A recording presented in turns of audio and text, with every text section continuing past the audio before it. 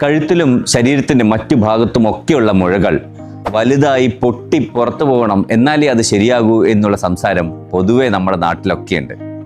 എന്നാൽ അത് ശരിയാണോ? എന്താണ് ശരിക്കുമുള്ള സത്യാവസ്ഥ? ഹായ്, ഞാൻ doctor Sajith Babu, head and neck സർജനാണ്. ഇത്തരത്തിൽ മുഴകൾ പൊട്ടിപ്പോകുന്നത് ഗുണകരമാകുന്നത് ആ മുഴകൾ ഇൻഫെക്ഷൻ കൊണ്ടുള്ള മുഴകളാണെങ്കിൽ മാത്രമാണ്.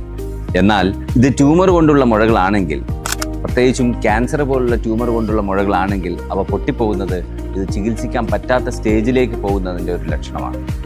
മാത്രമല്ല, ക്യാൻസർ അല്ലാത്ത മുഴകളൊക്കെ തന്നെ പൊട്ടിപ്പോകാതെ വളരെ സൂക്ഷിച്ച് എടുത്തു മാറ്റുന്നതാണ് എപ്പോഴും നല്ലത്.